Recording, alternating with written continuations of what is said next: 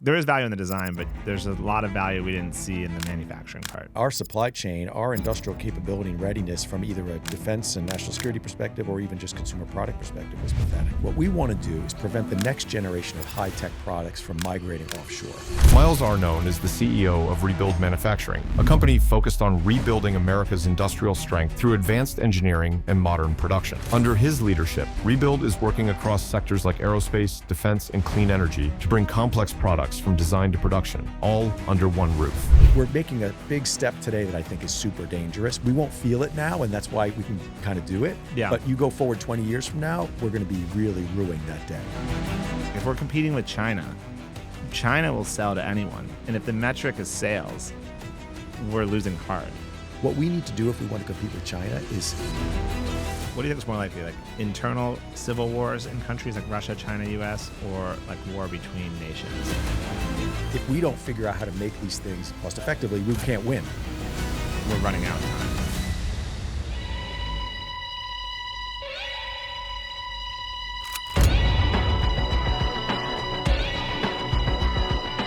Mechanical engineer, what school? MIT. Yeah, MIT. That's right. Jack told me MIT. Yeah, it's a pretty good school, I've heard. Pretty good. I went to Penn State. It's like kind of like the MIT of Pennsylvania. Of mid-Pennsylvania. People right, say. Exactly. It's pretty much the best school in central PA. That's right. In that town. Yeah. You know, seriously, the MIT was great. The challenge a little bit was that for the most part, it taught a very theoretical style of engineering and not particularly practical. So I remember my first job, I got out of there and there was a guy there from WPI, more like kind of hands-on oriented school. And we were both asked to design something and he had it built by hand and out in the shop running while I was working on some theoretical analysis of stress and strain 2 weeks later, you know? Oh, yeah. I got to get the stress and strain. I forget the formula. What's the relationship between stress and strain? It's modulus is in the middle there. Yeah, it's proportional. Yes. It's modulus. Yeah, see, I remember right. that. E. See, I know some shit, bro. You would think I run a really high-end robotics business. You would think. We're going to do some electronics testing on you next. Okay, so you started Rebuild. Yes. When did this happen? So Jeff Wilkie, my co-founder, and I started thinking about this idea in early 2020, just as COVID hit, right? You had all these people celebrating the production of like 250 masks in some church basement, right? Meanwhile, China was pumping out 28 billion of them a month, right? And that just seemed to us somewhat pathetic, frankly. And so that crystallized, I think, for a lot of people that, hey, our supply chain, our industrial capability and readiness from either a defense and national security perspective or even just consumer product perspective was pathetic, right? Yeah. And so we wanted to try to build a new form of U.S. industrial conglomerate to create a model of how we could re-industrialize. Okay, what do you do? So how do we do that? Yeah, like what do you do? Right. So Rebuild is essentially a collection of a number of businesses. We acquired about 13 businesses and we built some others that each have very varied and deep technical expertise that when you bring it together allows us to address complex system problems for hard tech companies. Okay, so you're like, you buy like machine shops? We have metals machining, right? Metal forming, composites production of various types. We make automation. We design electronics and firmware. We design medical equipment. Okay. Etc. So you're like making PCBs? We don't make PCBs actually because for the most part, that's pretty readily available in the US. Yeah, that is pretty good. So we left that off. But we focused on things that are hard to come by. Yeah. Like, and then do you like cast parts? We don't do castings. Same reason. We've done a lot of looking in that space, but the fact of the matter is that it hasn't made sense yet to sort of aggregate or scale those businesses from our perspective. And why is it so important to bring it back home? Well, I think there's a couple of reasons, right? There's the obvious national security reason, right? So today, for example, you can't get rare earth magnets made here.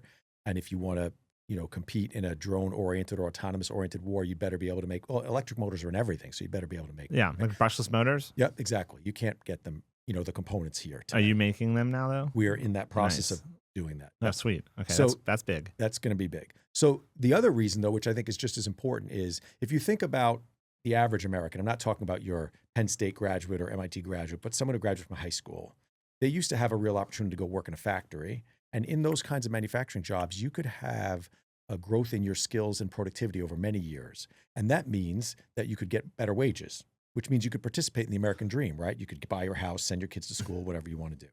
Today, we've stripped all those opportunities out. Yeah, of course. And we've replaced them with jobs at Chipotle. Yeah. And I don't know about you, but for me, it probably 2 weeks for you. It takes me maybe 3 or 4 weeks to work at a Chipotle and know everything. Like, you could do everything. I used to work at Subway. Right. How long does it take to become an expert? Maybe 2 weeks. max, right? Yeah. And a year from there, you're not any better than you were at 2 weeks. Yeah, not really. Right. So the I productivity. mean, I don't know. I was getting pretty good at making those subs. Yeah, okay. That's true. You were better at sliced. You cut yourself less often, right? Well, no, the turkey actually comes pre-sliced So you didn't even have to do that. in the packages. So you were better at peeling open those Yep. packages Yep. a year in. Yeah, But, right, you basically didn't get any more productive. that's true. So that means you couldn't earn more wages no, over time. This is Yeah. not possible. of course not. So if that happens, right, and you're stuck in a job like that for your working career, what do you think your interest in supporting an expensive democratic capitalist society is? It's pretty much zero. You just want more money, Yeah, right? Yeah. And so you become a populist on the right or the left. Yeah. If you're in a blue state, you blame capitalism for everything and you want the government to fix it. I mean, then it leads to like when heads on spikes. Eventually, That's right. it's where we're headed. That's where that goes. Yeah, So the lack of these kind of high quality jobs and this engagement for a large part of the population, right, ultimately leads to populism. And you see, we've seen that in history, what that leads to. So I think very fundamentally, that's why we think it's important. yeah. Democracy is expensive. You're basically like a white knight. You're saving the country. They don't even know you're saving it yet. Yeah, I don't know that we think of ourselves quite that way, but we're trying to create a model that other people can copy, that we can as well expand, that creates a path forward. You want to like manufacture things that are like higher tech though, right? Yes. So we're not interested. Because I saw Trump say something the other day, like he doesn't want to make textiles or whatever. I don't know if you saw that speech. He's like, I don't want to make the t-shirts.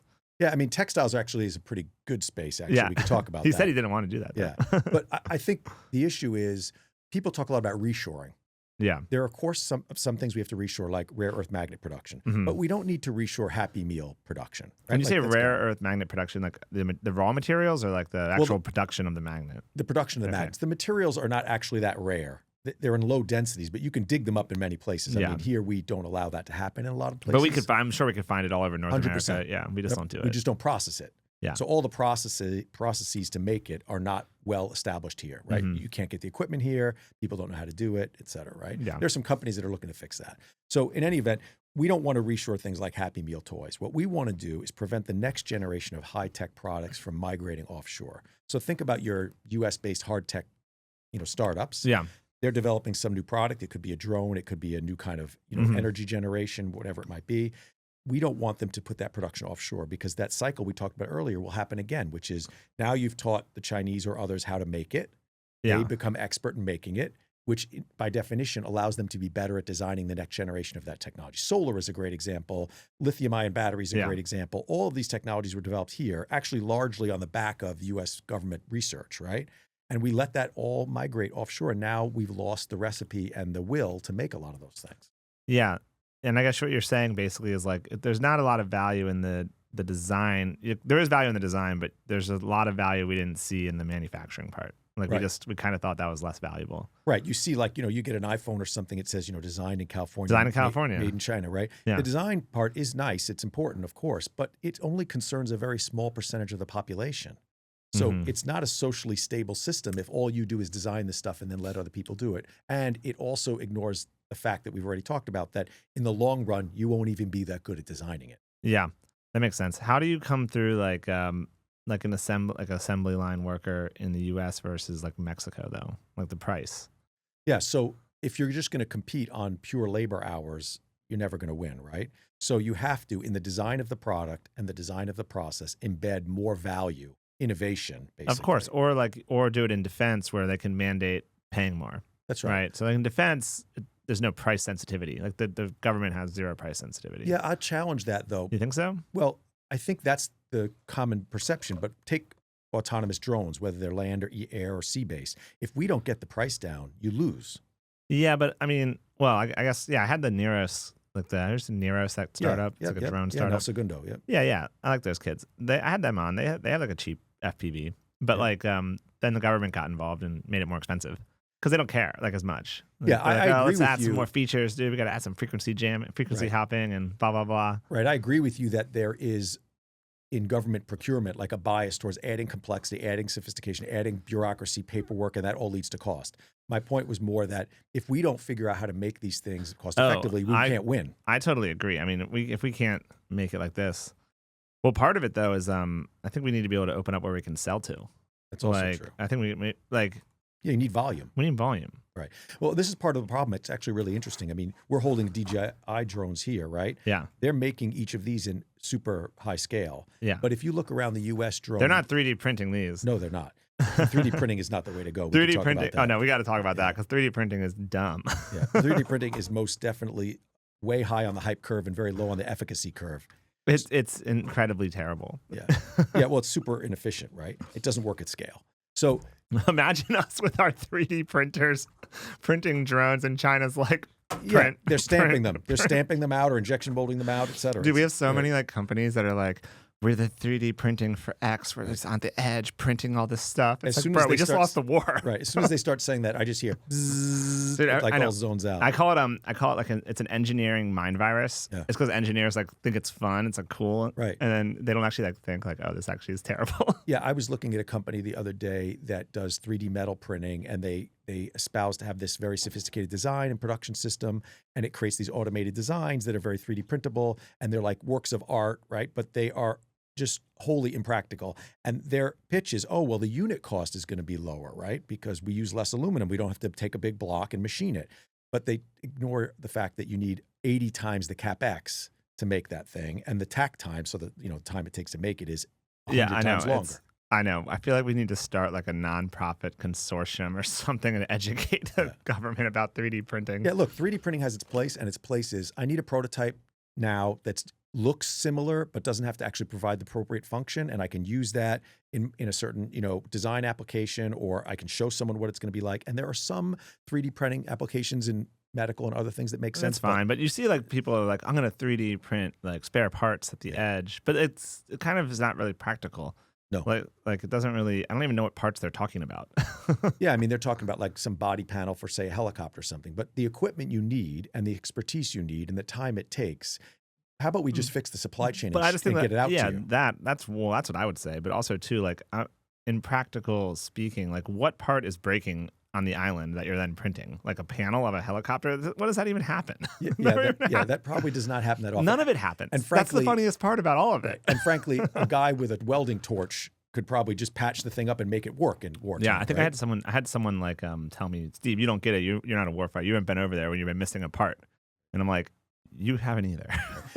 Well, the ultimate extension of this idea into insanity is there are companies talking about making containerized drone production. But yeah, they had the container, right? Right, and they're going to make print drones at the edge. I know, hilarious. And the first question you ask is, okay, well, where are all the parts coming from that you're going to assemble? Well, you can't print a motor. Container? Right. So we're going to stock all these parts at the edge anyway. So basically, you're just going to screw them together in a container with an air conditioning unit in it, and that's counting as production. Honestly, on the edge. it is insane to me that there's sales market fit there. I wouldn't say product market fit in this traditional startup sense, but sales market fit. Like that people are like, that sounds like a great idea, bro. Yeah, it's not a good idea. I know. I just don't get it. I'm not. I want to know like I wish I could read like the Pentagon white papers on why they think it's sweet. Because I really want to know. I want to get someone on the podcast to defend this so badly. Right, who really believes in it. Yeah, I need to. Yeah, I don't know that you'll actually find anyone who really actually in the end fess up to it. Well, except the startups. I'm not going to name them on here, but the ones that are doing it. Yeah. I mean, what we really need, which I think is actually the interesting thing, is there are a huge number of companies in the U.S. developing drones, right? Yeah. They all have their own variant. If I check their performance and I line them up against each other, the actual physical flying object, they're not that differentiated from one another. What they really should be, these companies, are payload companies. Like the thing they're putting on there, whether it's jamming, right? Yeah. Electronics or sensing equipment or, energetics. That's the differentiator. What we need to do if we want to compete with China is centralize the designs, make them common, right? Essentially, and then have scaled production, and everyone buys the platforms and they put their end product on them. I fully agree, and I again effectively DJI does that. Well, and I was just talking yesterday on a podcast that we recorded about a similar topic. Like, we also need the sales though, because the Army's going to buy. I think it's Teal Drones is the company. Teal. It's like a competitor to Neros and Anduril. Anyways, they like won a program of record. They're going to buy 20,000 FPVs. 20,000. Okay, like. That's not enough. Right. Okay, let's call them 5,000 a piece. What's 20,000 times 5,000? What is that? 100 million? 100 million. Okay, 100 million in sales. the market cap of the company from the last investor round is like triple that. Right. It's nowhere near going to cover, Right. and like they're not going, and we're not at war. Right. So we need to like sell to other countries. Right. And Ukraine's not going to buy them because they make their own. Right.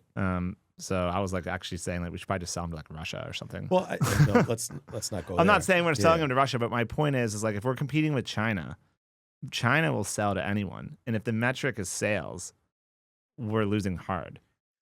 Yes, I think what we need to do, to your point, is we need to be able to build a. Some reporter's going to clip. Oh, he said we should sell to Yes, Russia. right, exactly, Like, right. You got to listen to the whole thing, Yeah, okay? Exactly. We're not going to sell to Russia.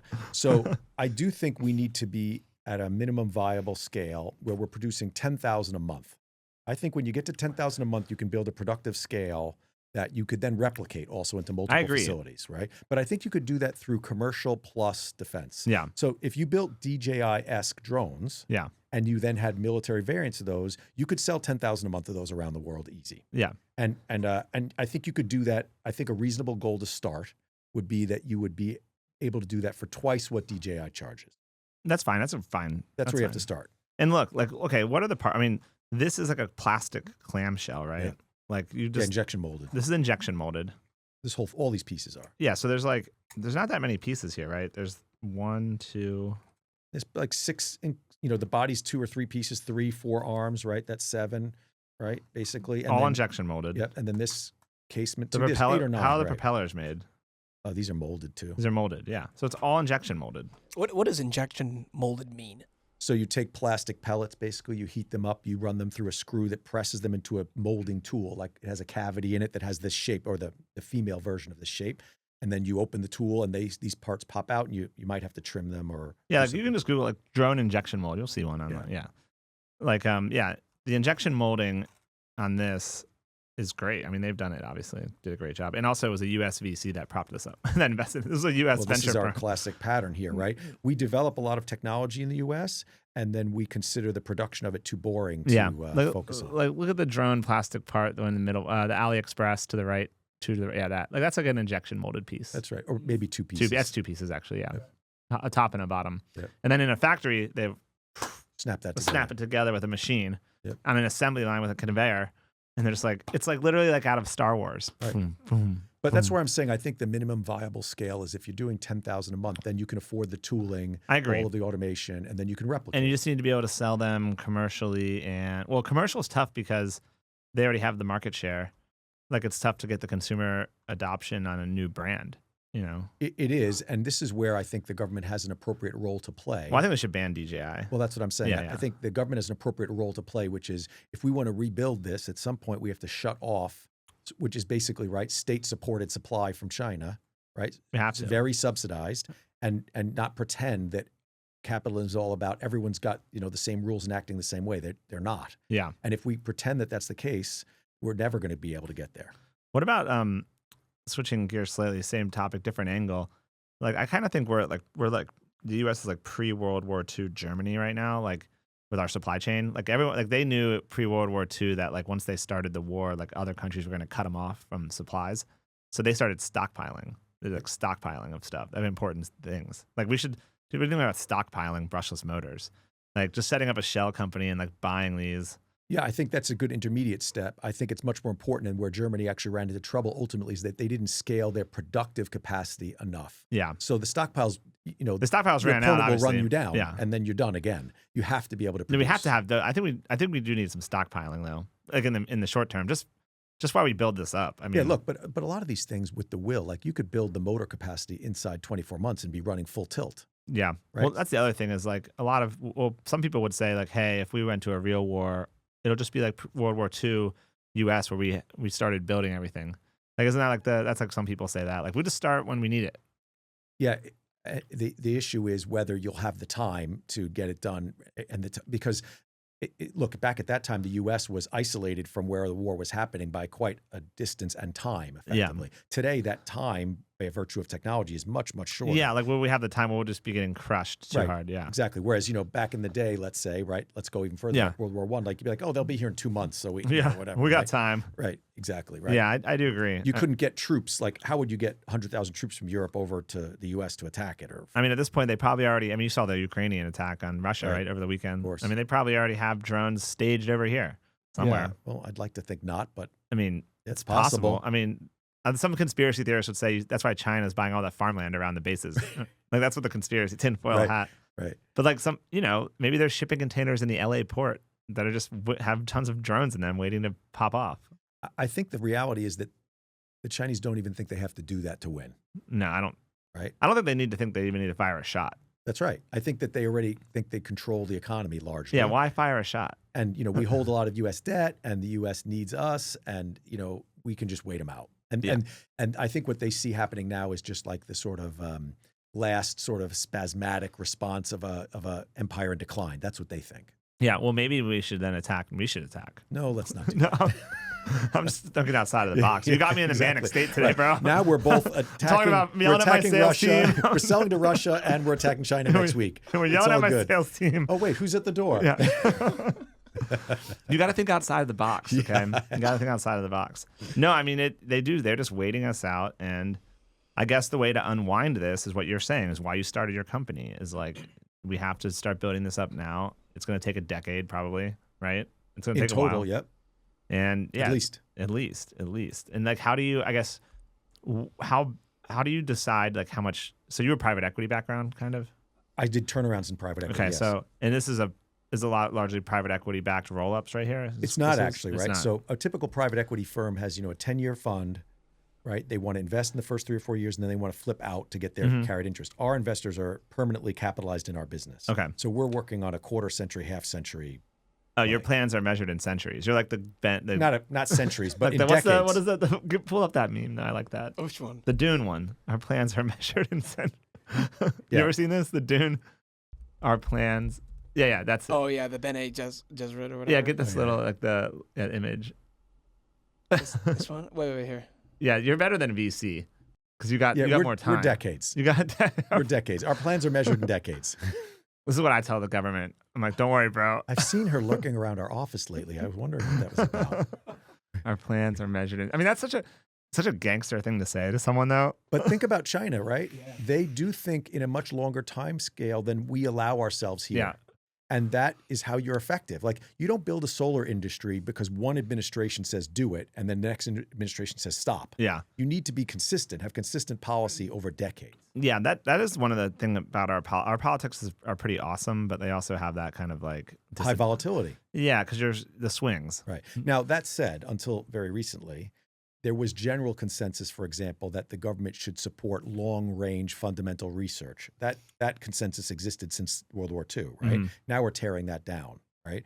And so my concern in that regard is that that's one of the last pillars that actually gives us a differentiated advantage over China. Wait, long-range fundamental research? Like That's of right. what? Like of what stuff? So take, for example, today, there are a lot of companies developing fusion or fission reactors, new ones. Yeah. All the technology that they're building off of was developed at Argonne National Lab, Lawrence Livermore National Lab over decades, right? Yeah. So for example, if you want to build a small nuclear reactor, you need a different kind of fuel rod or a fuel containment methodology.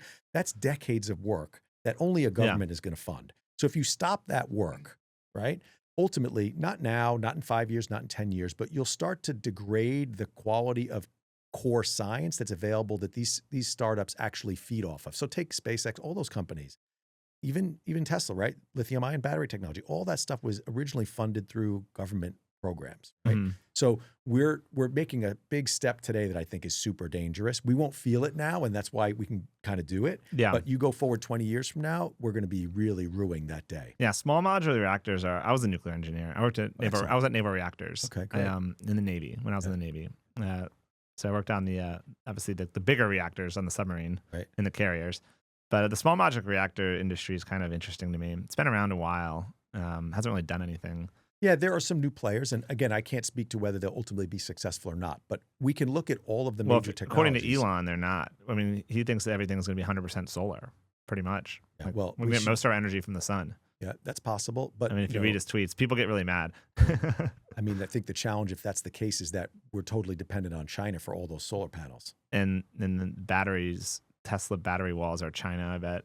I mean, that probably. Yeah, for sure. Well, the materials and everything are coming there for sure, right? Yeah, I mean, the small modular reactor one is one of those interesting topics to me because why don't we just do big ass giant reactors? Well, that seems way more efficient.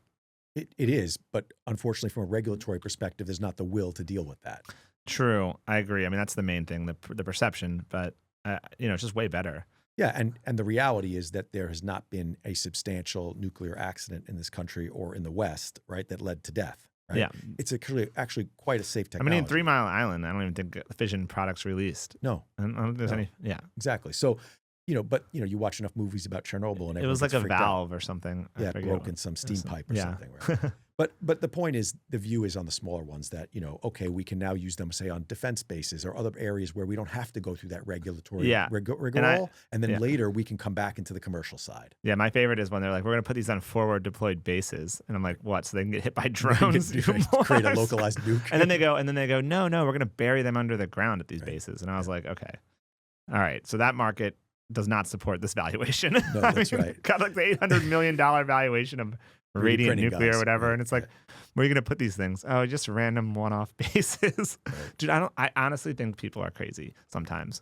Well, I think it takes a lot of crazy to get something that works, right? I think that's a pretty well-established fact. So I'm all for the crazy, because I think out of that comes innovations that you wouldn't have otherwise foreseen, right? Yeah, for sure. To that point, if you and I could foresee what innovations would make sense, we'd already have an island in the Pacific somewhere we were living I can foresee, bro. I created QR code ordering. There you go. Before right? COVID. But yet we're doing this podcast together. And now I have the ultimate gun turret before the drone wars came. That's right. Okay, I see the future. That's right. That's my job. Exactly. That's what the investors pay me. That's right. But you're driving that Civic hatchback. Oh my God, for right? real, dude. No, I was joking like the other week. I was like talking to my team. We have like 40 people, and I told the whole company, I was like, guys, this is my 10th year of entrepreneurship. Never had a profitable month. Can you believe that? That's your badge of honor. Don't tell your investors. Dude, no, they know. It's actually going to suck. But next month is going to be awesome. It's going to suck when we start making a lot of revenue, because then I won't be able to say that anymore. That's right. Now you'll be in the winners category. 10 years, no profits. Right. The profits. How long do you think you can keep that going? I don't know. Honestly, it wears on you. So I'm 38. I was 28 when I started entrepreneuring. No, it's hard to operate in that world. I don't think a lot of people can do that. Like just to like for years and years. It's a grind. The businesses that I choose to go after are like huge R&D upfront. And so it's just the nature of it. It just kind of sucks though. It's nice to like have I always like want to be like, you know what I should do is own a bunch of 7-Elevens. Something cash flow, something that cash flows from day one. Yeah. Like, so I don't have to like deal with this like, okay, we're going to spend $20 million up front here on this product that most people don't believe in. Yeah, I'm not sure. I think you'd find the 7-Eleven having to work 20 hours a day venture not so awesome either. Well, your employees never showing up, people stealing snowballs from the store all day. I would work the night shift. Right. Actually, the 7-Eleven down here I had to hang out. So you'd be heavily armed, is what you're saying. Yeah, work the night shift, go out, hang out with my friends outside. Yeah, smoke some parliaments. Right. This 7-Eleven is not representative of the median 7-Eleven. Yeah. Well, this is a very, very nice, gentrified 7-Eleven. They're coming in with their mixed breed dogs. Listen, I know that. Okay, I'm a 7-Eleven expert. I know this is way too nice here. Do you live in Delray by chance? No. Do you live in this area? No, I live outside of Boston. Oh, okay. We don't have many 7-Elevens for some reason. Why not? I don't know. What's the 7-Eleven? Below us, I think. What's the 7-Eleven of Boston? What's like the quick stop? Cumberland Farms, the local random variant. Okay. Yeah, I grew up watching like Jay and Silent Bob, and like they used to hang out in front of the quick stop in Jersey. Sure. Yeah. So that's what I always like. That was your aspiration. Yeah. Did they have Bullfrog automatic machine gun? I mean, that you could sell to 7-Eleven. Yeah. Put it on the roof. Yeah, and be like, if you think about coming in here and doing something untoward, this is what waits for you. Yeah. And it's got vision. It detects you. Yeah. We were talking about earlier, the other big market I think you haven't attacked yet is preppers. Oh, yeah. Preppers. Dude, the prepper category. They would love that. I think so, too, because at the SHOT Show in Vegas, I was there this January, and I think I met a bunch of preppers that buy tons of ammo. And yeah. So what better than an automated Gatling gun? Yeah, I wonder what the market is for preppers in their compounds. I bet you there's at least thousands of compounds. There's thousands. Okay, I mean, this is a country of 350 million people. Listen, if I can't sell to the government, we're pivoting to preppers. Yeah, exactly. They're everywhere, and you know what? They have compounds in all countries too. Right. And I think if you could create a dual use product, so that when it's not machine gunning people attacking their fortress, you could fry eggs on it or do other cooking tasks. Then they'll be all set. You got to give them a 2-for-1. Yeah, the dual use stuff is very very maddening. Like a lot of the government stuff is set up for dual use companies. I don't know if you've seen, like if you follow that much, but my theory is because they want you to like have other revenue streams, basically, right, for stability or whatever. Well, because like they might just decide not to work with you all of a sudden, and then they, but they want you around. They want you around. Yeah. So that's why. And so like it's when you start a company like mine and it's just like a pure weapon. It's like I don't qualify for any of this dual use stuff. Right, that's right.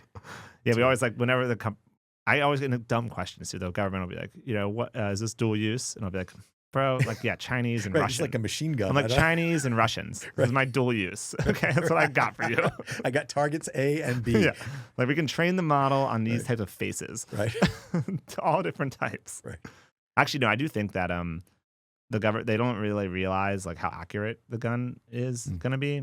Like it's I don't think people will be able to be around on the battlefield very much Longer. like with stuff like this. Like mine's just one of many products like that are coming out. Right. This new wave of autonomy that's coming out. Yeah, I don't think the battlefield's going to have many people. I think it's going to be mostly drones and fighting robots, against each and other. that's why like what you do, what we're trying, we need to build because like we need to be able to field this stuff. Right. Like we're running out of time. Yeah, and we have a bias here to focus on high tech, lower volume type product, and we need lower tech, much higher volume product. Right. This is going to be a war of numbers. Yeah. Right? And so how do you and where do you like? So you've rolled up a few different things. Are they what states? Is it just all over the place? Yeah, most everything is east of Mississippi, but we have a bunch of plants in Colorado as well. We have a software operation in California. We build a lot of metallics in Cleveland. We have composites in South Carolina. We do big fabrications in New York. We do a lot of our engineering in Massachusetts. Yeah, New who's York. the customer overall? So about a third of our business is defense related. Okay. So you are dual use. Yeah, our company is effectively not any given product we make, but yes, the company is. So a third of it's A&D. Yeah. Some of that's commercial as well, of course. And so our customers are the designers and builders of drones and aircraft, both electric and conventional, et cetera. Nice. And then we do a third approximately in medical and energy related products. So think like hydrogen fuel systems or battery systems, things like this. And then we do about a third in automation and factory build. So we design products for people, we'll build those products for them, or we'll build factories that they can operate or will operate for them. Nice. So we cover that whole spectrum. Do you need a VP of marketing? I'll take a job. We'll see. This is kind of an interview, this whole thing. We'll see how it goes. I need a job. Yeah. I'll bring Jack. Call me after you break your streak of months of losses. And we can talk about it. This is R&D, the investment phase. I don't want to. What's the Silicon Valley quote? You're watching. I know, but you're at 120 months of the R&D phase. Yeah. Call me when you're out of that. What's the Silicon Valley quote? He's like, I don't want to make a little bit of revenue every month. I want to make a shit ton of revenue all at once. Right. That's how I do it. So, right. It's a zero, spike, zero. Right. Boom. Right. Yeah. Exactly. Yeah. I'm not trying to just linearly. No, that's no fun. Right. And we're the opposite. We are the business of incrementally, let's every year do 25% more production every year. That's our goal. I mean, look, if you have a business that is growing 25% a year, like that's better than the S&P. Like you would have to hold that asset forever. You'd have to be a real asshole to sell it. That's Think right. about it. And that's our plan is not to sell it. I have entrepreneur friends that are like, they're like venture backed and they want to, the venture firms want them to grow like 100%, right. 200% a year. And they're growing at like 35%. And I was like, you know what you should do, bro? Just ignore your investors. Because if you're growing at 30% a year, in 7 years, they're going to be stoked. Like, just tell them to shut up. Well, and look, when you're not in a software sort of space, right? If you're making an electromechanical product, growing at that kind of, say, 100% a year is very difficult, almost impossible to do with quality. Right? It is, yeah. So if you're going to build something, an actual physical thing, growing at 25% a year is very heady growth. Yeah, it's huge. Yes. I mean, in manufacturing, it's massive. And but again, like that kind of growth rate is great. I mean, it's beating the market. Like at the end of the day, like it's better to put your dollars there for your personal capital. That's right. Like you wouldn't feel bad about that at all. That's right. It's great. And I think there are huge opportunities to redefine the way we manufacture things here to reach this kind of scale opportunity we're talking about. Like, one of the things we worked a lot on, I'm sporting their hat today, is the Slate vehicle. I don't know if you've seen this thing. Oh, this is awesome. Let's pop it up. I haven't seen it. Yeah. So this is a vehicle with federal incentives if they survive. Okay. That will be delivered to the market at the end of next year for under $20,000. I did see this. This is sick. Okay. Yeah. So, and if you scroll across so actually before you scroll across, what's fascinating about this, and this again I think relates to our conversation about drones, is that product is designed to be a single SKU. The factory that will make it will make 150,000 of those a year and only one variant. And you would not believe, therefore, the reduction in capital, the increased efficiency, and lower cost you get from that. It's a mindset, right? So I would believe it, but other people wouldn't. Most people would not believe it. And yet, it's designed to have mechanical and electrical APIs, right? Think about software APIs applied to the mechanical or electrical space, so that if you scroll, you can make it into hundreds or thousands of different kinds of vehicles. So, for example, the entire surface of the vehicle is shaped so that it's very easy to wrap. So for $500, you can change the color.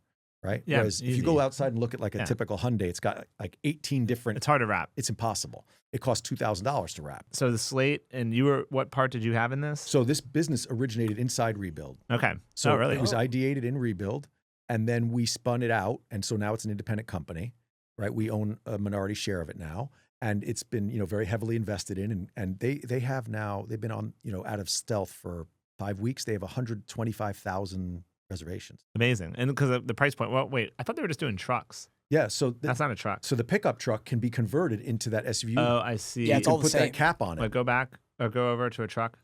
All right, so how much is this the base truck going for? The base truck before any incentives, et cetera, 27,000. Okay. And so then you can put on That seems high. No. For a new vehicle. No, the average new vehicle is $54,000. Go over to the truck.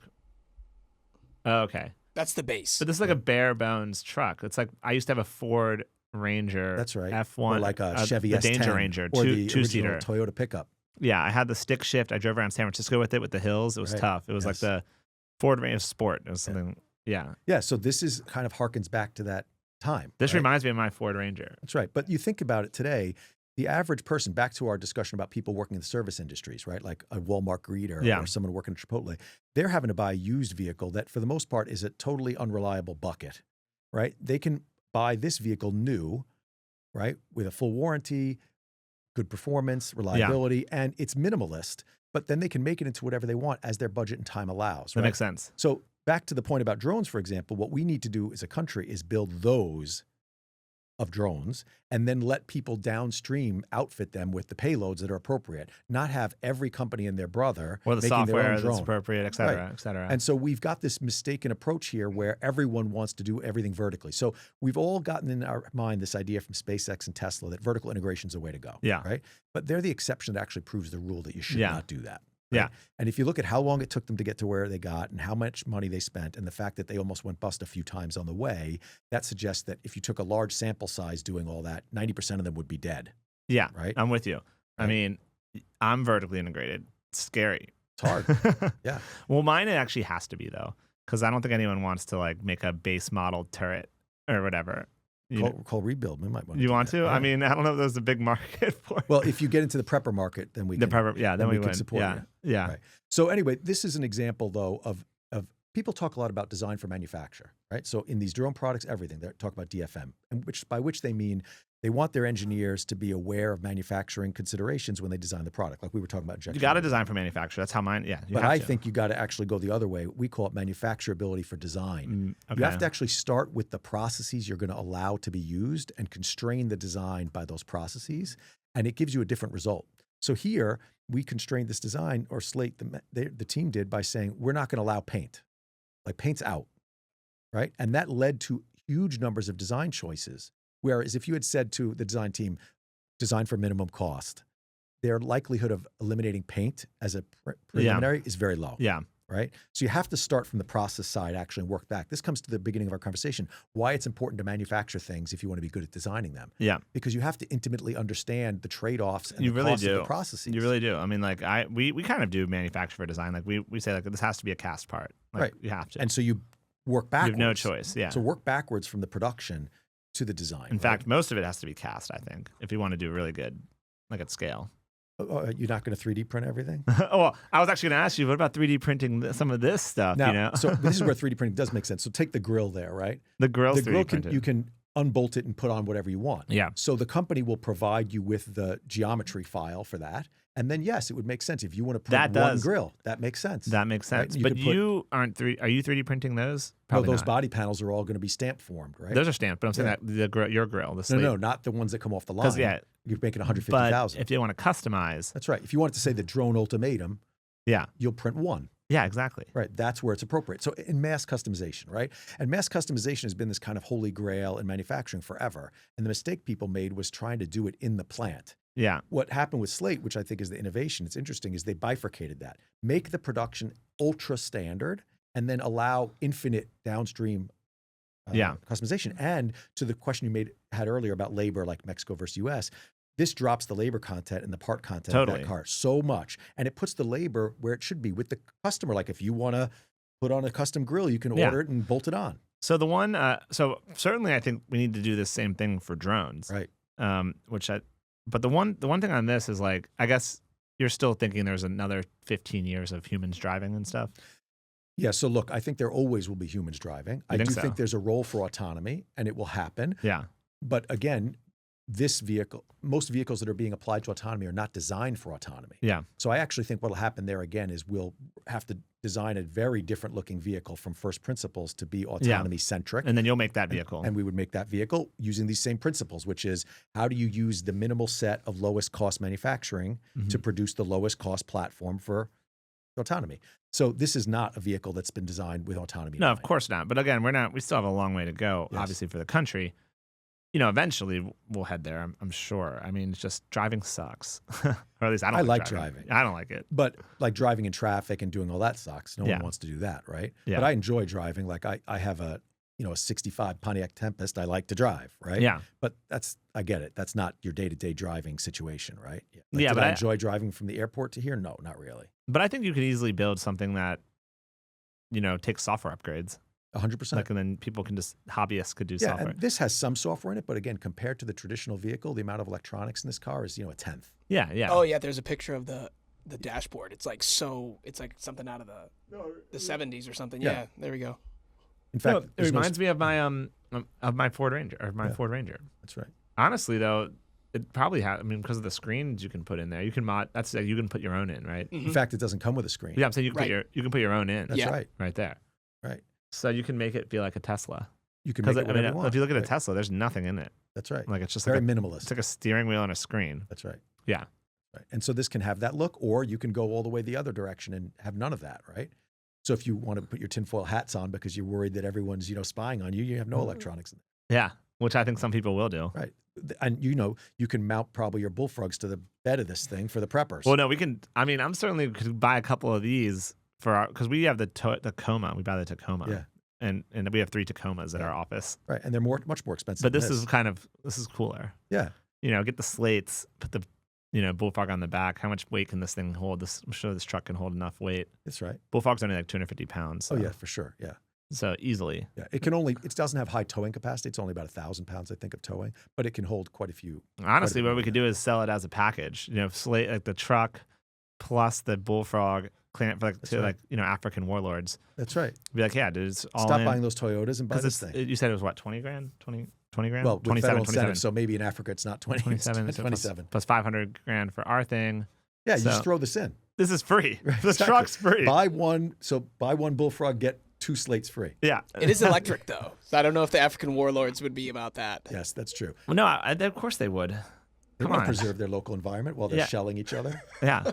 Right. Well, I don't know. I mean, honestly, I think the African warlord market's going to be huge because they are just using drones now. Oh, I'm sure. That's what they hit each other with. Right. They don't even get in range of each other for guns anymore. Right. They're just doing the drone fights. Right.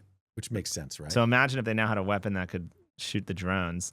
They're going to crush the other tribes or whatever. Right. That's right. Yeah, well, at least they'll have some defense. Well, so we have to decide which. I mean, we can't sell to all of them though. The State Department. I'm sure they restrict that. Well, the State Department decides which warlord is acceptable. Yeah. Right. Well. Yeah, because they have more intel than us. Does that change every month? I have no idea. No, actually, my co-founder would say that the State Department's one of the better functioning parts of the government, which I think that's right. I think they know. Interesting. I don't know though. I mean, I'm not an expert on any of that. Right.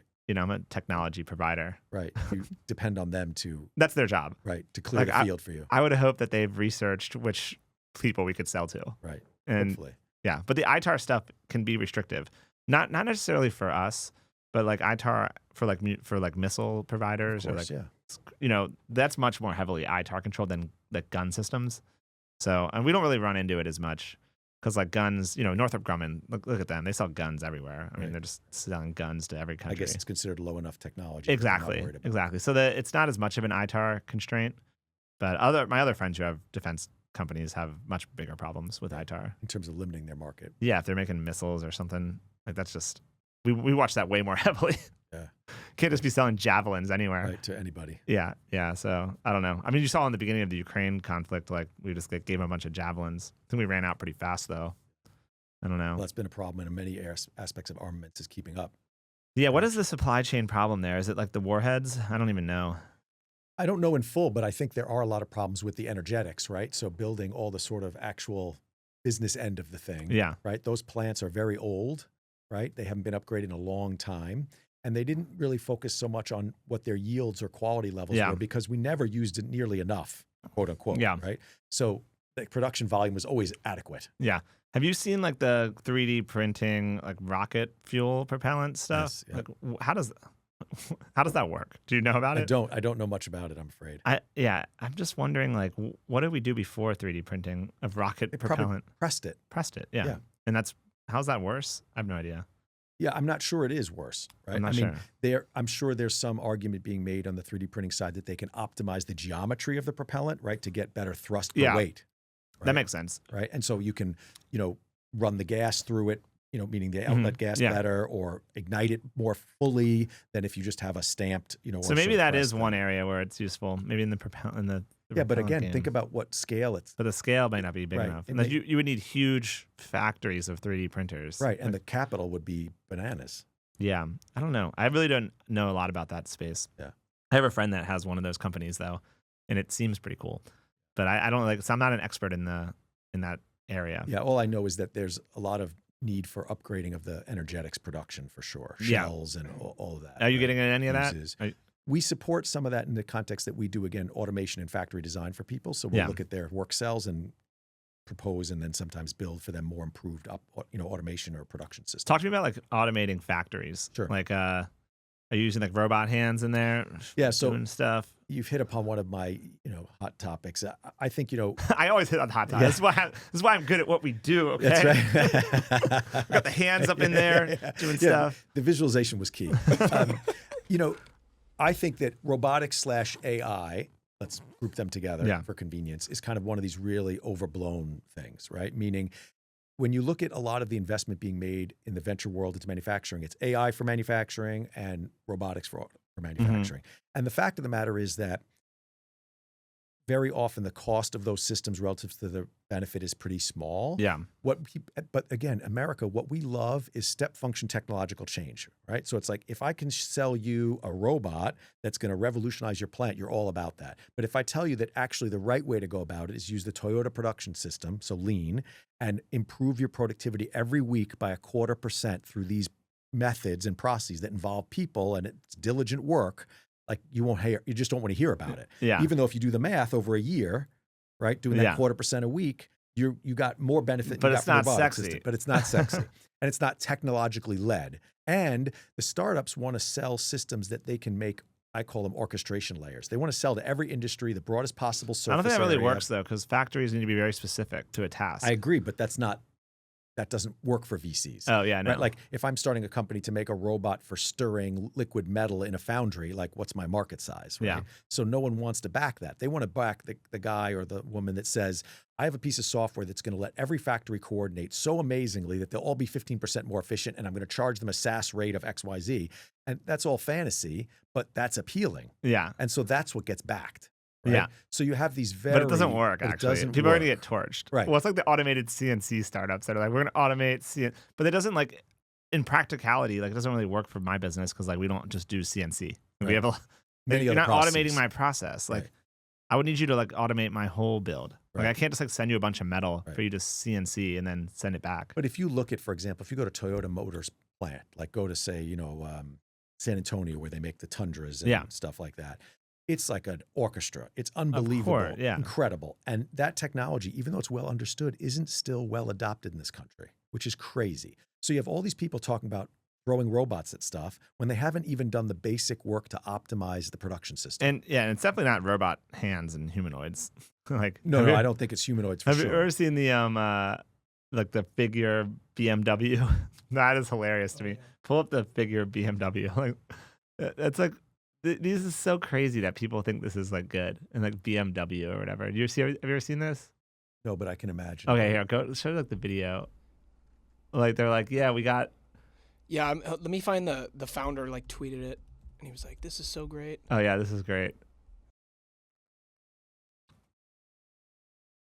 So again, robots have their place, of course, but they're just a tool, just like a machine tool is a tool or a 3D printer is a tool. They're not some kind of all, encompassing solution. Oh wait, go back to that anyway, because that's hilarious.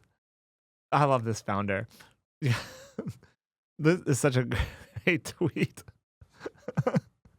This reminds me. This hypes, bro. It reminds me of that movie where the Google-esque founder like hold himself up with a robot and another person like in the middle of the woods. Oh, somewhere. Dude, it's Ex Machina. Ex Machina. Now What that image that's a reminded badass me of, movie. right? That's a badass movie.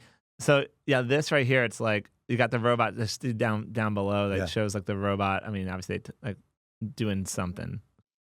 But look, I think the other problem with this is, and this is my problem with AI in general, right? Not that AI doesn't have applications, is the social, societal ramifications are gargantuan of these moves. Well, first of all, this isn't going to work. This is all fake. I get that. But in general, the trend towards like, let's take people out of the loop on thinking, doing, working, et cetera. We're going to end up literally with the WALL-E society, right? Where all those people are sitting on a big space cruiser, drinking sodas while robots care for them.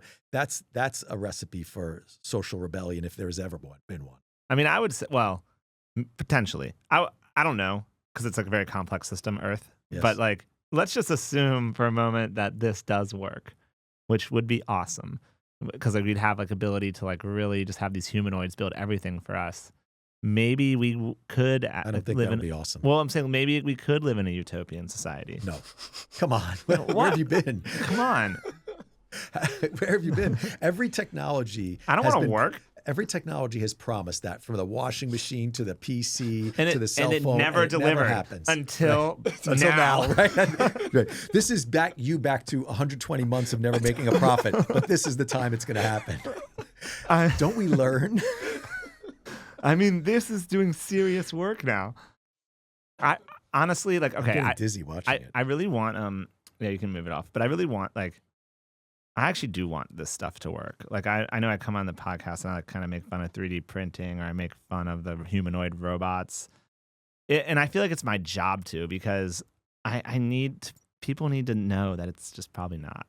Like, and I think people are like, a lot of government, a lot of people, customers are putting a lot of like stock into this. They're hoping this is going to like spur the next wave of GDP growth. We're going to but I mean, if you really are into robotics like I am, you know how like brittle these systems are and how bad they are. Like, robots just aren't that good right now. Yeah, they really aren't. They obviously will get better. There's no doubt about it, right?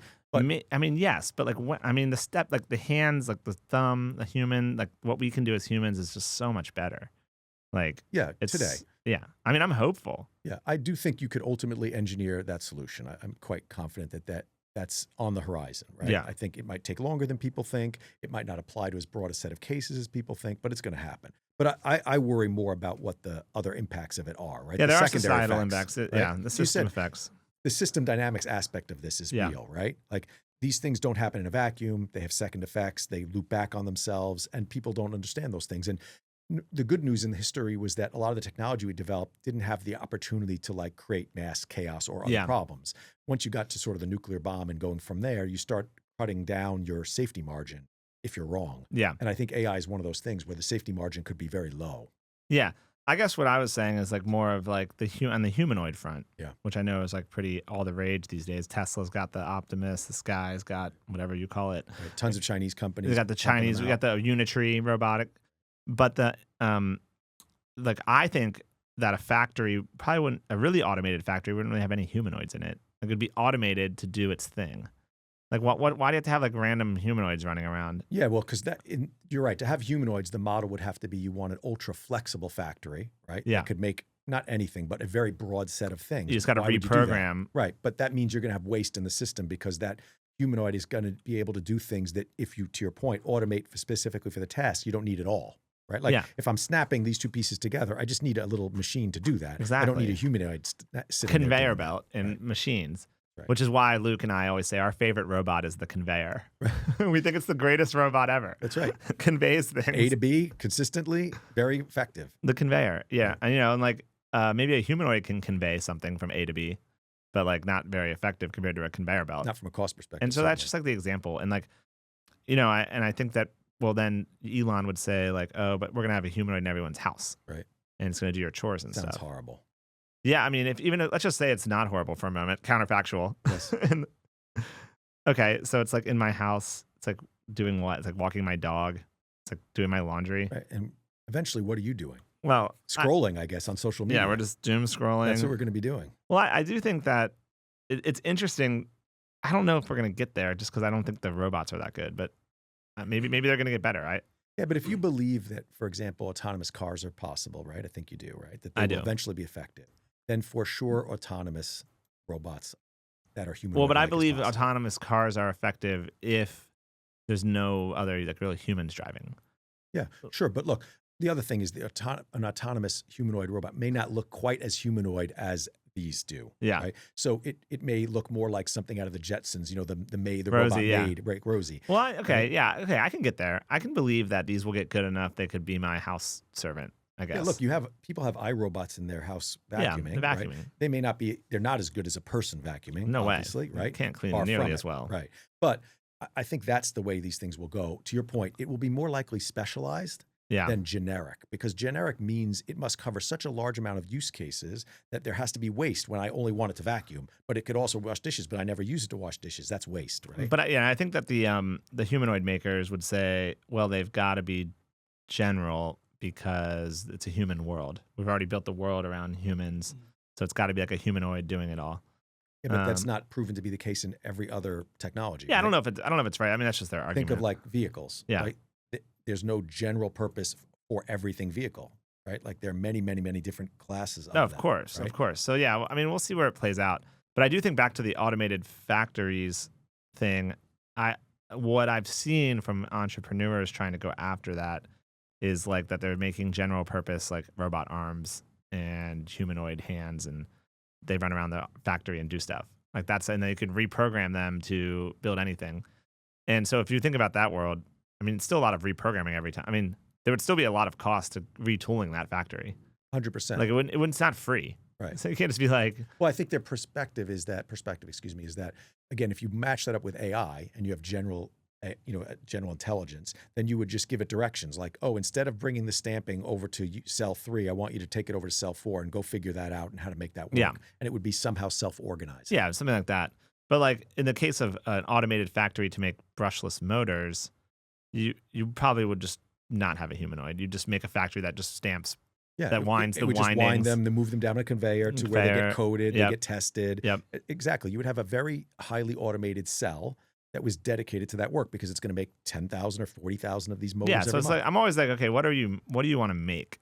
You want to make artillery shells? You want to make brushless motors? Like, what are we making? Right. And then work backwards. That's right. So back to what we were talking about earlier, manufacturability. Exactly. So like, and so yeah, I'm interested to see where it heads on the automated factories. Like, I don't really. It's hard for me as an engineer to like really grok the automated factory that can do anything. Yeah. Well, back to what we're talking about with Slate, we took the opposite approach. I think the actual way to compete and be competitive is to specialize, not to go general. Yeah. Right. When you go generalized, you become good at nothing. Yeah. And I think that the which again, is what people are, right? Like in a way, but that's not. But you have sales market fit. That's like what I'm saying. That people want this to work. That's right. But not product market fit. Maybe I don't know. Yeah, I think they're overshooting what makes sense for the sex appeal of it, essentially, and the fundraising dimension of it. Yeah. And then eventually that will collapse, and some of the technologies developed will end up rolling back into much more specialized pieces of automation that will be better than what we have today, but not look like that. But you can certainly fundraise off of it and then just build a real business. That you could if you can hang on long enough, sure. Well, you could just be like, yeah, I'm going to make an automated factory that does anything, bro, and then raise money. And then use the money to just actually just build a regular factory. Yeah, but the presumption there, I think, is that that person that would make that, fundraise will actually mentally be able to commit to something that will seem much less appealing to them in the end, right? I don't think you see that often. I think people are often wed to once these they're friends with ideas. me, I'll beat it You'll out of beat them. it out of I'll them, beat it okay. out of them, yeah. But other than that, Yeah. unless they come here and talk to you, they often are so wed to that idea that they can't roll back to some very quote unquote unappealing generic. People general really do automation get wed job. to their ideas. I've noticed in my line of doing tech, like I'm never afraid to share my like business plan or idea to anyone because like people just are already doing their idea. Yeah, And well, they never you- like they're like bullshit. Your shit's not gonna work. And you also need to pivot all the time, right? Like if you're not Yeah. able or willing to pivot, then you're not going to get anywhere. Because what we can say for sure is that when you start a company, my experience in my Yeah. companies I've started is that the ideas I had at the onset of each one were wrong, Yeah, basically, right? yeah. I And- mean, always. Yeah. I mean, you just don't know everything at the onset. And if you're open to learning as you go, then you will get to some place that makes sense. That's But what makes robotics businesses so difficult, though, because the product cycle to build a good one is Right, years. that time constant's so long, So you really don't get a lot of pivots. right? You don't get many cycles. Which is right? why I told Luke, my business partner and co-founder, I was like, this would better work, dude, because we don't get that many pivots. Right. That's right. That's right. So when you're in a highly regulated environment or a very technically sophisticated market and the time constant to develop the product is very long, then the consumption of cash is such that you don't get 2, 3, 4 at bats. Yeah. Whereas if you're making a dating app, you Yeah. can change it every afternoon. Yeah, you can change the onboarding flow, no whenever you want. problem. A/B test it all day long. Yeah. So how many business partners do you have in your business? Who else who did this with you? So Jeff Wilkie's my co-founder, and then we have like a core set of, early investors. Was he engineer too, or is he business side? He's like chemical engineer. chemical engineer. Yeah, he was a chemical And engineer. then the investors are like people from your last businesses and stuff. No, interestingly, so I was fortunate enough, again, Jeff, our co-founder, he spent 20-something years at Amazon. So he ultimately, developed their consumer business in large part and ran that business. And so he's very well networked with the investment community. And so he was able to bring in some pretty interesting long-term thinking family office type investors into the business. And then ultimately, as you know, General Catalyst came in last year as well. So we have a pretty small group of large Nice. investors. Oh, okay, cool. Yeah. General Catalyst, the venture firm, That's right. but they're patient on this. That's right. They're I'd say, at one end of that spectrum compared to the average venture capital firm. Yeah. And there are only institutional investors. Who's the partner? Like Paul or who's Yes, exactly. Paul Kwan. Yeah. All right, cool. Exactly. Good dude. And Hamant, we talked with quite a bit. Teresa Yeah, yeah. Carlson also Yeah. there. I like that team. Yeah, they're good. They're good. They're good. And they're very thoughtful and they think about the future. Yeah. Right. They do a lot of good investing in defense, and they're trying to, I consider them patriots. Yes, for sure. They're true to the cause. Yeah. And I mean, they saw, I think right away, which was what was appealing to us, the value of what we were doing, the necessity of what we were doing at Rebuild to sort of enable a lot of the things that other tech companies are Yeah. trying to do. And that's the problem is most tech companies, they think about the valley of death, right? This product market fit that we were talking about. That's a reasonably deep and, wide valley that you have to cross. Yeah. But the deeper, wider one is scale. Yeah. And most of these hard tech companies, they finance, they plan for crossing the first valley of death, then they run right up against the next one. They're out of money, out of time, and they fall into the valley, right? Yeah. Partly again, because as we said, they all want to vertically integrate and they totally Yeah. underestimate the difficulty in scaling production, even designing production. And so Yeah. it's a whole nother problem, equal in magnitude to the first problem Yeah. and probably more expensive. Oh yeah, for sure. I think these are incredibly hard businesses to build. I mean, is this mic still in? Is it good? Check, talk. Yeah, Talk. you're good. Okay. I know. Incredibly hard. Like I feel fortunate. My team is very good. My head of mechanical engineering, it was a manufacturing background, but I mean, we'll get through one valley of sales, and then there's the valley of can we produce it at scale, And cost effectively and reliably. Yeah. Exactly. I think we can. I mean, I'd love to have you review our plans. I'd be happy to come and see what Yeah. you're doing. I'd Yeah. love that. Yeah. Yeah. No, it's a It'd be our pleasure. nice little operation. Yeah. It's a very boutique. I feel like it's a very specialized product. Right. So it's not like a drone. Right. So that's why I don't think I think we have to build most of it. Like I don't know who else would do it really, but something to talk about.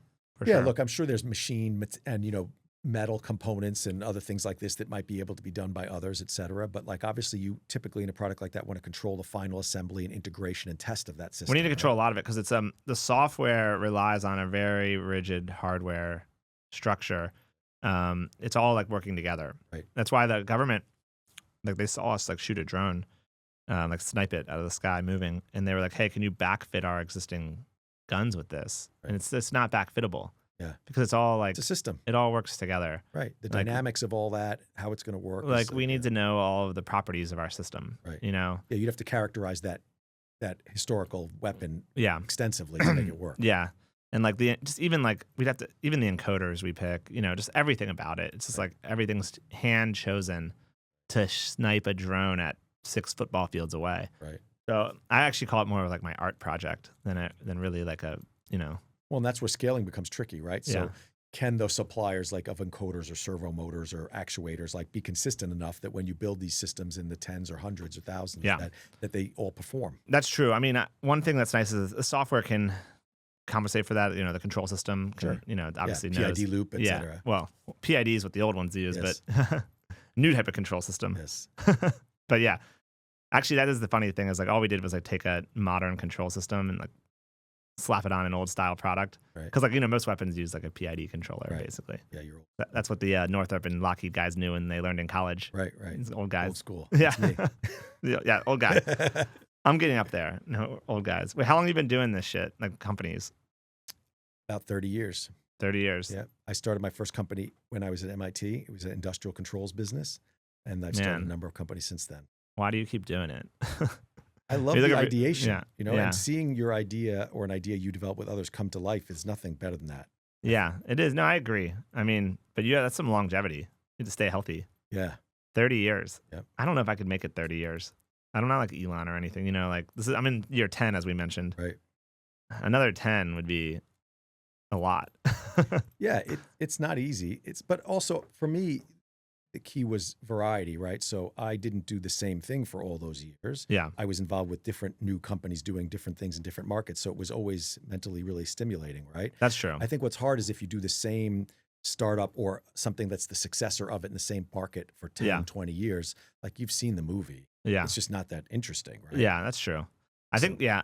Yeah, I want to go, the only reason I want to go long on this one is because I want to see the like later stages of running a business. Like You- at scale. like and- it's interesting. Yeah. Like, you know, versus like I've been doing the 0 to 1 startup for a long time now. Right. And yeah, it would be cool to see like, okay, customers, revenue, right. Profits, heaven yeah. forbid. profits, like what you could do with that, like Right. the amount of the different partnerships you could do. Yeah, or then you can, develop ancillary products or Yeah, I feel like the whole acquire board something. game opens up, you That's know, right. and I want to like get into that. You know, I think that'd be cool. So Yeah, well, look, once you're generating cash, as you know, right now you have infinite option value. Yeah. Right? Like you just get to keep going. yeah. Right. And you can try different things and back off those things and do other things. And that's really, really fun. So I think that'll be cool. So that's what I'm here for. Right. You know, obviously don't need the money. So like, I want to see if we can do that. Right. That's awesome. And also Luke, if you meet him when you come down to Austin, check out the shop. Yeah, I will, for This is sure. like Luke's dream job, you know, like making a product to defeat the Russians. Right. That's what he's here for. Right. He's just thinking about that continuously. I mean, totally. Right. Like he really is. Like he really wants to get this out to the warfighter. You're gonna hold back if they ask you to use them to defeat the Canadians and the Greenlanders, I suppose. Well, I mean, I will do what the State Department says. Come on, you got to draw a line somewhere. I serve at the pleasure of the president. No. I'm kidding. Oh man. Well, I think it's actually a real question, right? Because, I'll give you an example. We Yeah. were talking about Germany before World War II right? There were two guys, right? Junkers and Krupp, right? Yeah. And Junkers ran Junkers aircraft. They were the first all metallic aircraft. Yeah. And Krupp ran like the large gun manufacturing company. Mhm. They exported lots of large scale That's a good guns. history lesson here. Yeah. Okay. And, Hitler went to both of them before the war and said, I want you to stop doing everything you're doing except supplying the Third Reich, right? Okay. And the aircraft guy, Junkers, said, nope, I'm not going to do that. Right? Yeah. And Krupp said, oh, yeah, absolutely. This is fantastic. Well, if you look at their paths from there, Junkers eventually got thrown out of his company and the company got taken over by the state, but he delayed that process for some time Yep. and retired from the field. You could argue with some honor. The Krupp guy ended up like using slave labor and like sort of doing all kinds of horrible things and went to, Nuremberg. and he went to Nuremberg and was a war criminal. So So what you're saying is, got to think about it. what I'm saying is that not today. I don't Yeah. think we're in this position Yeah. today, but I think everyone that's involved with building something for the defense establishment, that's which you are true. and you are, Yeah. you need to think about where your lines are long before you're right up against it. Because you're Yeah. going to be, otherwise you get up to that line, it's the 180th month you haven't made profit yet. And they're like, hey, we Yeah. want to use 25 of these things to go into Montreal. And you're like, oh my God, I'm going to make a profit. It's going to be fantastic. And you'll do it, right? Because you want to keep your business alive. Whereas if you've given that proper thought, No, in I advance, honestly you're don't. more There's likely to do the right thing. obviously like there's the television aspect of the podcast and there's the actual morality. Right. But yeah, morality. I'm arguing for actual morality. Yeah, no, obviously, no. So am I. Like I support and defend the Constitution. I'm with you there. From all enemies, foreign and domestic. Right. And that's important. Yeah. And I think That's what I took the oath when I was in the Navy. There you go. Yeah, Exactly. It's the Constitution. It's a real thing. That's right. Yeah, It's I not would about say- any person or persons. No, it's not. It's Right. about the Constitution. Right. I feel like people forget that. 100%. They get wrapped forget up it. in like their tribe and their person, and they're like back in their team. That's right. And worse But than our that, team is the Constitution. That's right. And worse than that, they also start to see other Americans as the enemy on both sides Yeah. when they're not. We're not, Yeah. right? We're really all on the same team. We are very similar. We have very similar ideas. These distinctions are not inherently don't have to Yeah. be like as inherently meaningful as they've been made to be. Well, I mean, I always get the chills when, I think Obama was doing it. Like all the politicians say the same thing, but like the grand experiment in self-government. Right. It's like always gets me shivers. It's I'm like, oh amazing. shit, dude, we're doing this. Right. We're self-governing. We're Right. crazy. Right. It's amazing. And we're all crazy as fuck, too. That's So it's like it's hard to model the US for other countries. Like they don't know what we're going to do next because like we're like we're not centrally planned. No, that's right. And So it's our volatile. erraticism is our strength. Yeah, to a point, right? To a point. That's right. If you have long enough cycles, it is a strength, right? Because Yeah. it does give rise to these new ideas that have driven America Yeah. for a long time. But in between those are real spasms of violence and difficulty and friction, right? Yeah. And you have to survive those. It would be really hard. I mean, thinking down the line, it would be really difficult, like if we started to go into like a real war, like a World War III, and our government came to like my company and your company and was like, you have to do everything we say right now. We're supporting this. And like, I think we would normally do it, right? Obviously, we're going to do it to Yeah. support to defend the country. That's right. Unless you thought there was like some nefarious actors That's right. making bad decisions. Right. Like, look, not that this is the situation today, but you can imagine today, which I don't think you could have imagined some years ago, that we might be more aligned weirdly with China and Russia in some regards Yeah. than we would have ever historically accepted. And what is the implication of that, right? So, it's not totally out of the realm possibility, right? That there's a view that Russia's going to be left to deal with its theater, China left to deal with its theater, and the U.S. deal with its theater. And is that appropriate? Like if we're not helping to defend democracy and the values that we've helped bring to the world, right? The U.S. brought a lot of that into being. What are we doing? Well, I mean, look, we could end up in a situation where, like, okay, populism's on the rise. The pendulums could swing back the left populism, then the right populism, but it's like an unstable system. That's right. So you could see a future where our government is much different than it looks right now. That's right.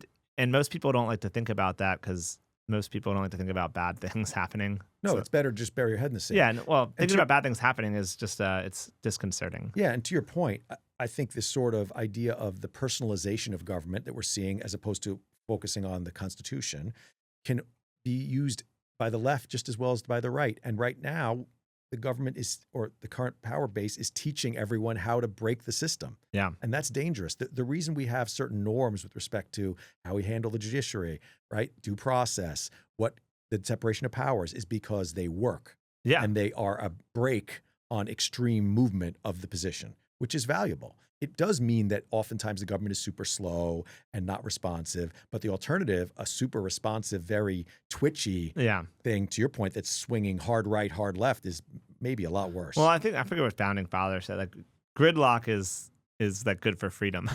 That's right. basically, like you don't want a lot to have happen. That's right. Like I forget, like that was like part of like the Federalist Papers. Like Yeah. they like designed it purposely to have like, inertia. to basically be very difficult to change.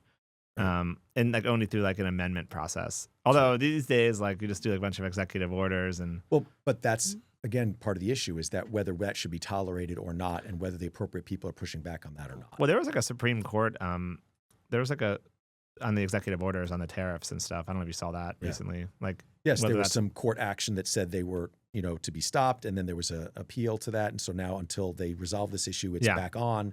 But we'll see. I mean, unfortunately, the executive branch is making a lot of statements about essentially, the courts don't have authority, right?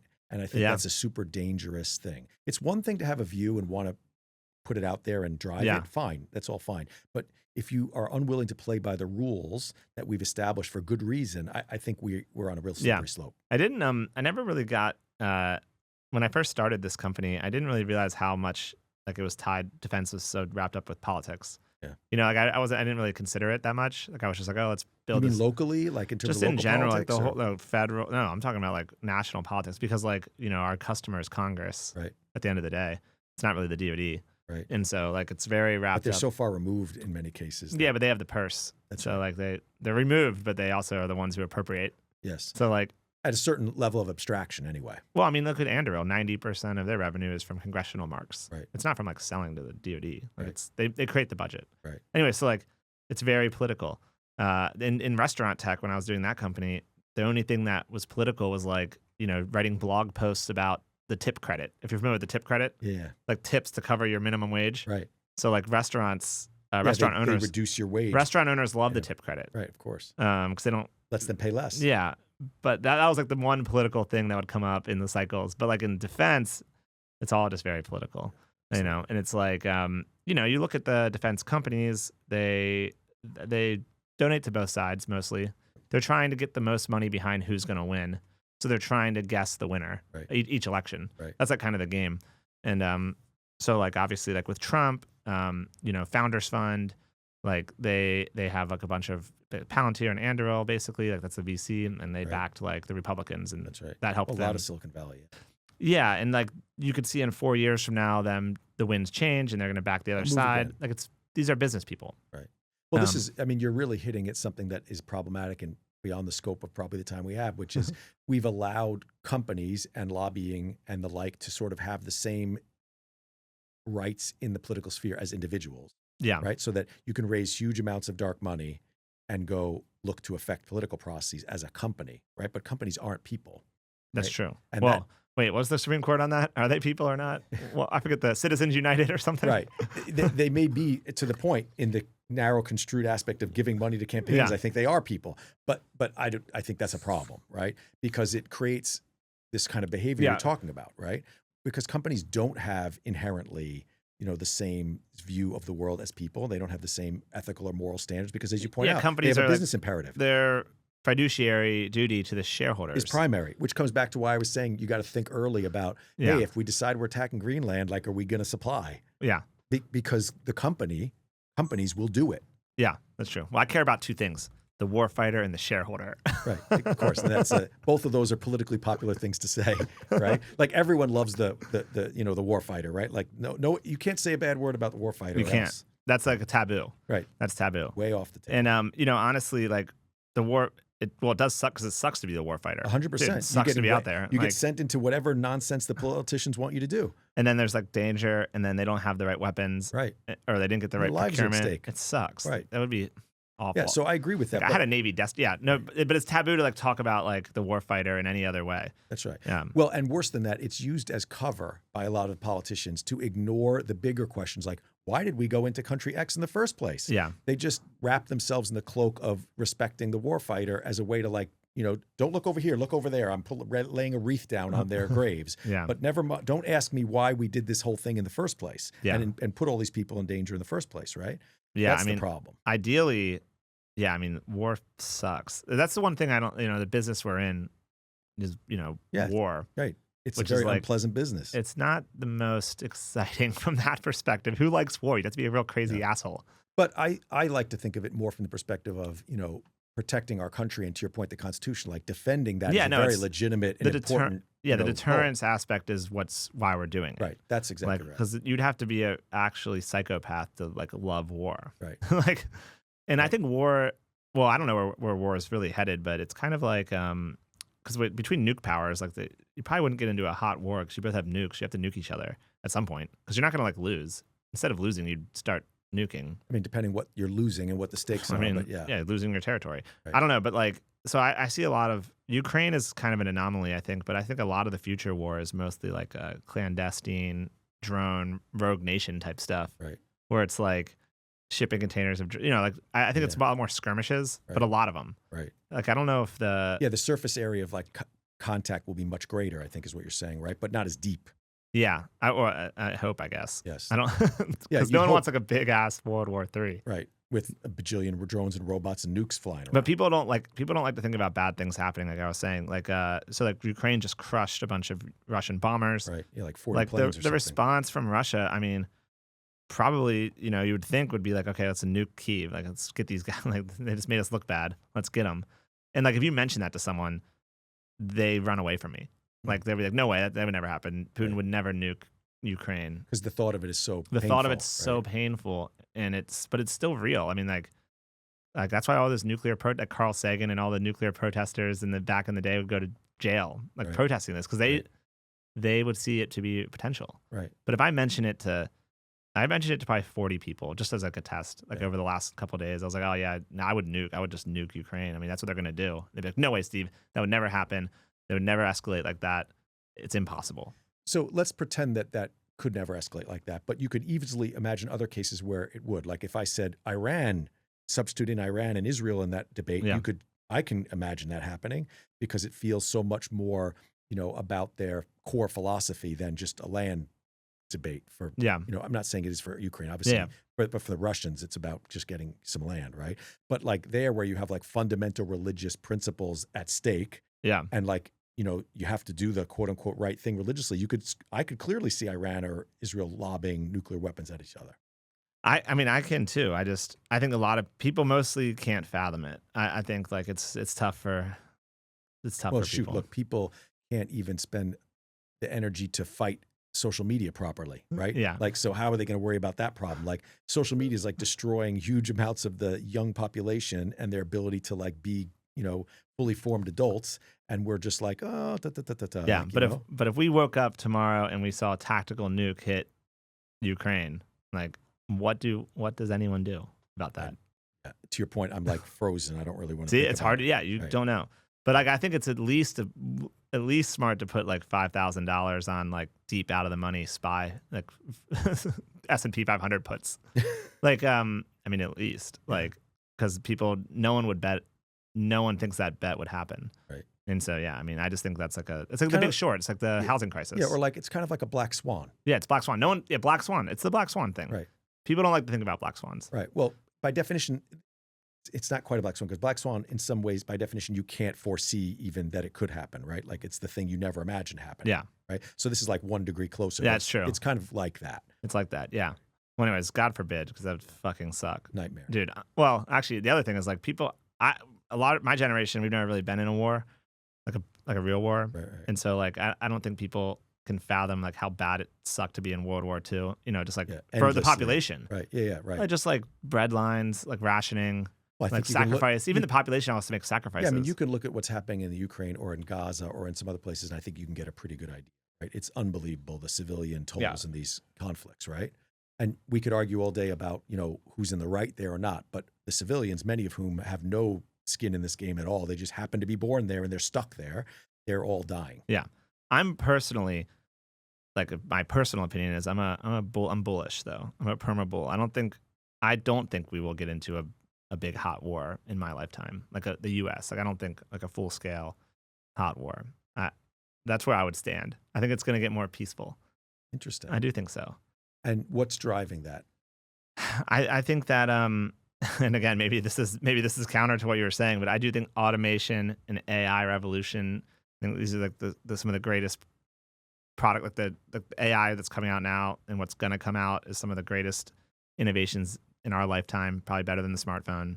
And I think it's going to create big productivity growth and it's going to make everyone wealthier. I know in the transient it might not, but in the long term it will. And I think, But it's the transients that lead to conflict.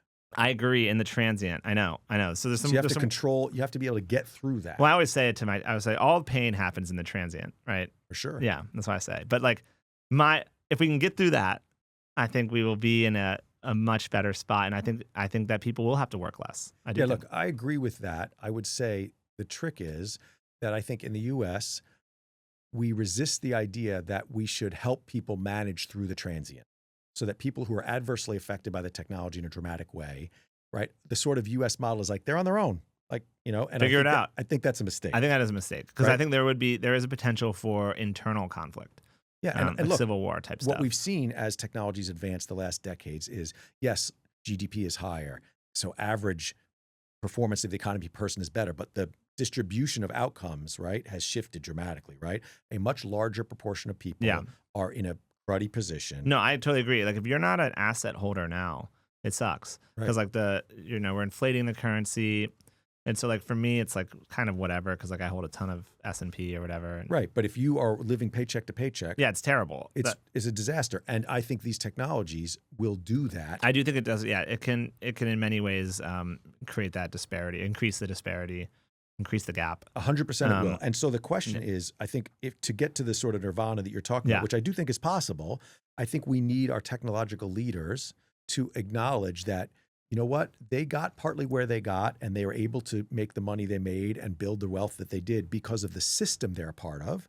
And they have some debt to that system to support it and ensure its stability. And that's not in existence for a lot of people today. And I think that's the hard part is, and I guess this is what the whole point of politics is, I guess, is to decide how do you deleverage or how do you unwind that disparity like in a graceful way that brings everyone up with you as this AI revolution occurs. Right. That's right. And even I don't know. Let's look at a previous. That's why they don't elect me.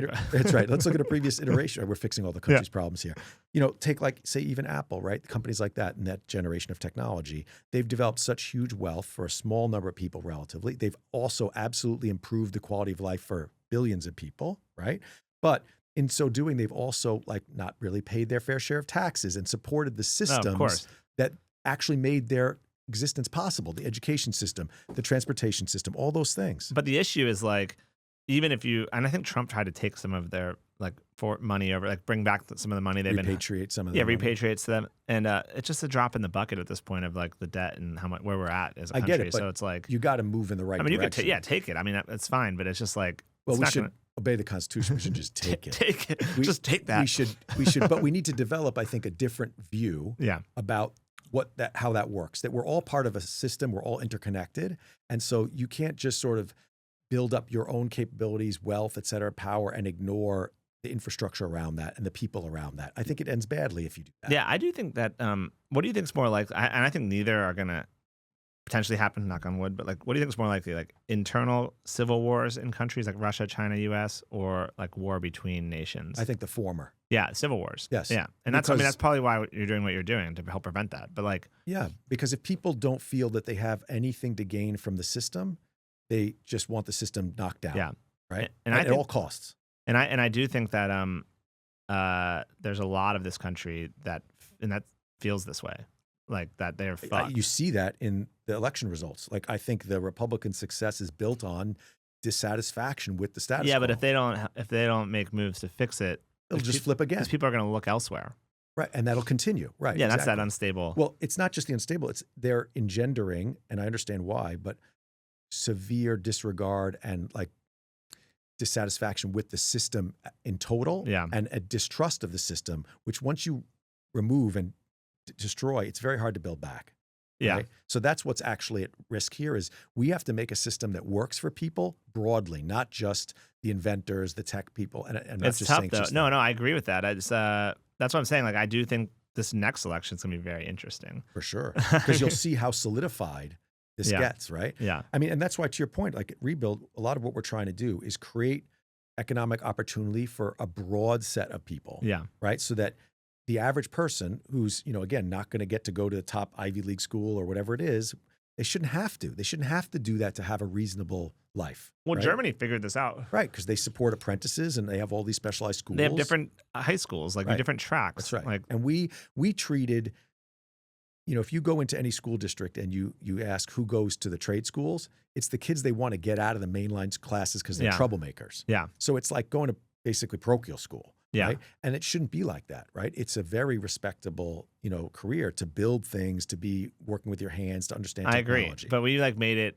not cool here. Or like worse than that, we made it like a prison. Yeah, and it's not good. Yeah. I don't know where we're gonna. I mean, I guess you're helping. We need way more than probably just this, though. Yeah. Well, look, what we need to do from a Rebuild perspective, like we run a lot of apprentice programs, for example, is just set the example. Like it can work. Once people see that it can work, then more people can invest behind it. They can set up competitors to us in other fields, and we can sort of change. I mean, it's possible, right? The U.S. economy has undergone many, many revolutions. Did you ever play that game, Life, the board game? Of course. It's so ridiculous. Like when you select your occupation, and it's like if you try to do the strategy where you like don't go to college, right? You did. You end up losing in the game. Right, exactly. It's really fucked up. Right, but that is built Pull up into Life, the board game. I want to see the map. That's built into all the infrastructure, right? Like the government subsidizes college education dramatically. And then they don't even collect on the bill. Right. That's right. So it's like, you can get a liberal arts degree in, English history or, art history that is not going to be practically helpful to you in a technologically sophisticated world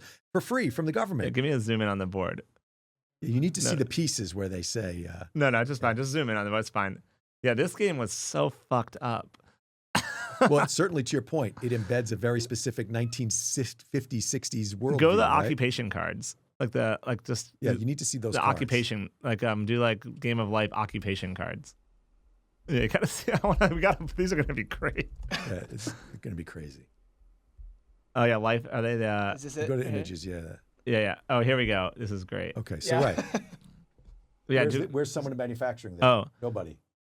Well, first of all, do they have what else? You get the occupation. Don't you also get like a Yeah, on the back it tells you like what your salary is going to be. Oh, here that one does it right there. Board Game Geek.